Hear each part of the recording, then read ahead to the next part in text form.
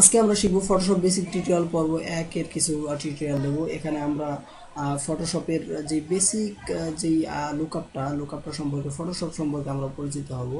এই কারণে আমি যেই টিউটোরিয়ালটা যেই সফটওয়্যারটা দিয়ে টিউটোরিয়াল দেখাবো এটা হলো আমার এখানে ইনস্টল করা আছে অ্যাডোবি ফটোশপ CS6। সুতরাং আপনারা আগেই দোকান থেকে বা বাজার থেকে যেখানে আপনাদের সুবিধা হয় সেখান থেকে আপনি অ্যাডোবি ফটোশপ CS6 এর একটা মাস্টার কালেকশন অথবা অ্যাডোবি ফটোশপ CS6টা এনে আপনার কম্পিউটারে ইনস্টল করেন। দেন আপনার আমার এই টিউটোরিয়ালগুলো আপনাদের খুব সহায়ক হবে।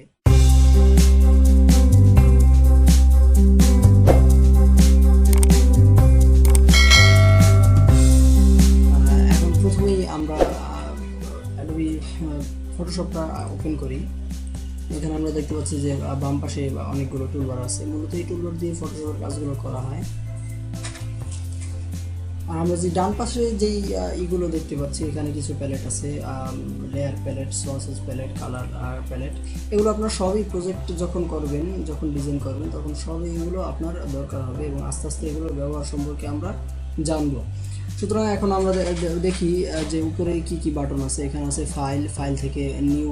আমরা যখন ফার্স্টেই যখন কাজ শুরু করব তখন এই নিউতে ক্লিক করে আমরা একটা পেজ নিব। এটা আগে আমরা একটা পেজ নিই এখন। সুতরাং নিউতে ক্লিক করলাম,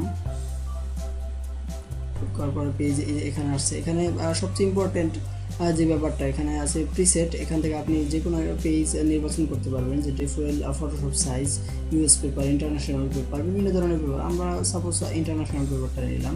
এরপর দেখেন এখানে পেপারের সাইজটা দেওয়া আছে A4 সাইজ অথবা A4, A3, B5, যেই সাইজটা হোক না কেন আমরা A4টাই নিলাম। এখানে দেখেন যে ওয়াইড হাইট এখানে মিলিমিটার দেওয়া আছে। আমাদের কাজের সুবিধার্থে আমরা ইঞ্চিটা সিলেক্ট করে নিই। এবং আরেকটা কথা মনে রাখবেন যে রেজুলেশন, এখানে 300 রেজুলেশন দেওয়া আছে, কিন্তু যদি আমি কোনো প্রিন্টের কাজ করি সেক্ষেত্রে আমার 300 রেজুলেশনটা আমার বেস্ট। অ্যান্ড কালার মোডটা প্রিন্টের কাজ করলে আমাদের অবশ্যই সিমেক কালারে আমাদের কাজ করতে হবে। এরপর প্রিন্টের কাজ বলতে পোস্টার, ফ্লেয়ার, বিজনেস কার্ড, এই সকল কাজ যখন আমরা করব তখন অবশ্যই সিমেক কালারে নিয়ে নিব এবং রেজুলেশন 300 দিয়ে করব। আর যদি আমরা কোনো ওয়ালপেপার, লোগো বা ওয়েবসাইটের কোনো কাজ করি তখন অবশ্যই আমরা সিমেক কালার না, আমরা RGB কালারটা এবং রেজুলেশন 300 না, আমরা রেজুলেশন 72 দিয়ে কাজ করব। কেননা ওয়েবসাইটের যেই কাজগুলো এগুলো হালকা হয়, হালকা হওয়ার কারণে হালকা হালকা হালকা হতে হয়। কারণ এগুলো যদি হালকা না হয় তাহলে এগুলো আপলোড এবং ডাউনলোড হতে অনেক দেরি লাগে। এই জন্য রেজুলেশনটা 72 আমাদের নিতে হবে। রেজুলেশনটা যত আমরা বাড়িয়ে নিব অতই ইমেজ বা আমাদের যেই কাজের সাইজের পরিমাণ বাড়বে।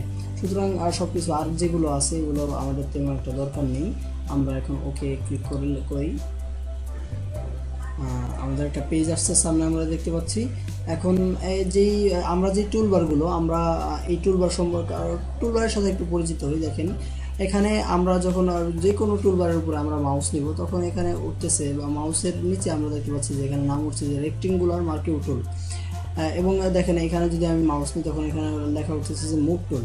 এভাবে আপনি প্রত্যেক কয়টা টুলবার সম্পর্কে আমরা একটু জেনে নিই, আপনিও একা একা জেনে নিতে পারেন। যে এখানে লেখা উঠতেছে যে ম্যাগনেটিক লেসো টুল এবং এখানে আছে ম্যাজিক ওয়ান টুল। এখানে লেখা উঠতেছে ক্রপ টুল, কাউন্ট টুল, তারপর আছে স্পট হেলিং ব্রাশ টুল, এরপর আছে ব্রাশ টুল, স্টাম্প টুল, এরপর আছে হিস্টোরি ব্রাশ টুল, এরপর আছে ম্যাজিক ইরেজার টুল এবং গ্রেডিয়েন্ট টুল, এরপর আছে ব্লার টুল, এখানে আছে বার্ন টুল, এটা আছে পেন টুল, তারপরে আছে হরিজন্টাল টাইপ টুল, এরপরে আছে সিলেকশন টুল, এরপরে দেখেন এখানে আছে রাউন্ডেড রেক্টেঙ্গল টুল এবং সবশেষে এখানে হ্যান্ড টুল এবং জুম টুল দেওয়া আছে। এবং এখানে যেই কালারটা সেট ফরগ্রাউন্ড কালার আমরা সিলেক্ট করে দেবো এখান থেকে। এবং এই যে এর নিচে যে কালারটা এটা হচ্ছে ব্যাকগ্রাউন্ড কালার, এখান থেকে আমরা ব্যাকগ্রাউন্ড কালার সিলেক্ট করে দিতে পারবো। দেন এই হলো আমাদের টুলবার। অ্যান্ড এখানে যে এবং আরেকটা বিষয় সবসময় মনে রাখবেন যে আমরা যখনই যেই টুলবার আপনি সিলেক্ট করবেন দেখবেন যে উপরে টুলবারের একটা অপশন এখানে ওপেন হয় এই টুলবারের সাথে। এবং এখানে যদি আমি মাউস পয়েন্টারটা ক্লিক করি অথবা রাইট মাউস ক্লিক করি তখন দেখবেন যে এখানে আরও কয়েকটি অপশন বের হয়েছে। যেমন রেক্টেঙ্গুলার মার্কিউ টুলের উপর আমি রাইট মাউস ক্লিক করার পরে এখানে বের হয়েছে রেক্টেঙ্গল মার্কিউ টুল, ইলিপ্টিক্যাল মার্কিউ টুল, সিঙ্গেল রো মার্কিউ টুল, সিঙ্গেল কলাম মার্কিউ টুল। তেমনিভাবে এখানে যদি আমি এটার উপর রাইট মাউস ক্লিক করি তখন এখানে আরও কয়েকটা টুল বের হয়েছে, লেসো টুল, পলিগন টুল, এভাবে ম্যাগনেটিক লেসো টুল। এভাবে আপনি সবকটা টুল সম্পর্কে আপনি নাম জেনে রাখতে পারেন এবং পরবর্তীতে আমরা যখন কাজ করব তখন আমরা এগুলোর ব্যবহার একটা একটা করে ইনশাল্লাহ আমরা পর্যায়ক্রমে এগুলোর ব্যবহার দেখতে পারবো। আমরা এখন সর্বপ্রথম দেখব এখানে যেহেতু সর্বপ্রথম মার্কিউ টুল আছে, কিন্তু না, আমরা সর্বপ্রথম মুভ টুলের কাজ করব। কেননা আপনি যখনই কাজ করবেন, যখনই কোনো টুলবার দিয়ে কাজ করবেন, তখন অবশ্যই ওই কাজ করার শেষে আপনি মুভ টুল সিলেক্ট করে রাখবেন। দেখেন আমরা মুভ টুলটা সিলেক্ট করলাম। মুভ টুলের কাজ, মুভ মানে নাড়াচড়া করা, মুভ টুল এটা হলো নাড়াচড়া করার টুল এবং আরও অনেক কাজ আছে এটার। যেমন এখানে পেজে কিছু নেই, আমরা আগে একটা ইমেজ এখানে ট্রান্সফার করি, আনি ডেস্কটপ থেকে একটা ইমেজ, সাপোজ এই ইমেজটা আমরা আনলাম, এটা ওটার উপরে নিয়ে নিই। তো আনার পরে এখন দেখেন যে এখানে আমার দুইটা লেয়ার আছে, একটা হচ্ছে ব্যাকগ্রাউন্ড লেয়ার আর একটা হচ্ছে এই যে ইমেজটা আমি এইমাত্র আনলাম এই লেয়ারটা। এখন আপনি দেখেন যে যখন আমি এই ইমেজটাকে সিলেক্ট করছি, সিলেক্ট বা এটা মুভ টুল দিয়ে যখন এটার উপরে ক্লিক করতেছি তখন এটা কিন্তু সিলেক্ট হয়ে যাচ্ছে এবং চারপাশে আপনি দেখতে পাবেন যে ঘরের মতো। এবং এটা আপনি মাউস পয়েন্টারটা চেপে ধরে যেদিকেই নাড়াচাড়া করবেন এটা ওদিকেই মুভ করবে, এই নাড়াচাড়া করবে, এই জন্য এটার নাম মুভ টুল। এবং এই যে আমরা যেই চারপাশে যে ঘরটা দেখতে পাচ্ছি এটা মূলত এই যে মুভ টুলের পাশে উপরে যে অপশনটা আমরা দেখতে পাচ্ছি, এখানে অটো সিলেক্ট নামের একটা অপশন আছে এবং শো ট্রান্সফর্ম কন্ট্রোল, এই ট্রান্সফর্ম এই যে আমরা যে চারপাশে যে একটা ঘরের মতো দেখতে পাচ্ছি এটার নাম হলো ট্রান্সফর্ম কন্ট্রোল। এই ট্রান্সফর্মটা আমরা ইচ্ছা করলে হাইড করে রাখতে পারি। যেমন এটা যদি আমি উঠিয়ে দিই টিকটার চিহ্নটা, তাহলে দেখা যাচ্ছে যে আমার ট্রান্সফর্মের যেই এরিয়াটা সেটা কিন্তু হাইড হয়ে আছে। আবার অনুরূপভাবে যদি আমরা এটা টিক দিয়ে দিই তখন আমরা এই ট্রান্সফর্মের ঘরটা দেখতে পাবো। অটো সিলেক্ট হলো যখন আপনি যখন একটা প্রজেক্টের কাজ করবেন তখন অনেকগুলো আপনার লেয়ার দরকার হয়। এই লেয়ার সম্পর্কে আমি পরে ইনশাল্লাহ আলোচনা আসবে প্রজেক্টে, এবং আপনারা ইনশাল্লাহ কোনোটাই বাদ যাবে না। এটা প্রফেশনালি ফটোশপের বা গ্রাফিক্সের কাজ করতে যা দরকার আমি ইনশাল্লাহ পর্যায়ক্রমে সব আপনারা আমার এই টিউটোরিয়ালগুলো যদি নিয়মিত দেখেন তাহলে অবশ্যই শিখতে পারবেন।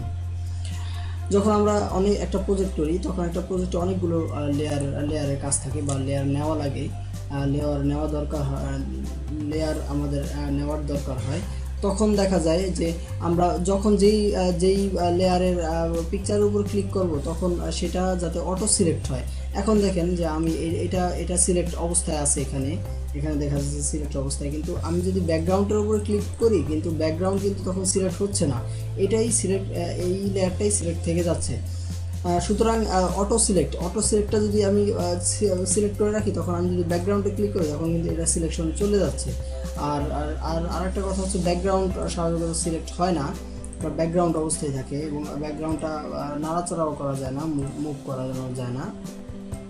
সুতরাং আমরা মুভ টুলটা দেখলাম এবং পরবর্তীতে আমরা অবশ্যই আমরা পর্যায়ক্রমে সবকটা টুলের ব্যবহার দেখব এবং প্রজেক্ট ভিত্তিক আমরা ব্যবহারটা দেখব। সুতরাং সেই পর্যন্ত আমাদের সাথেই থাকুন।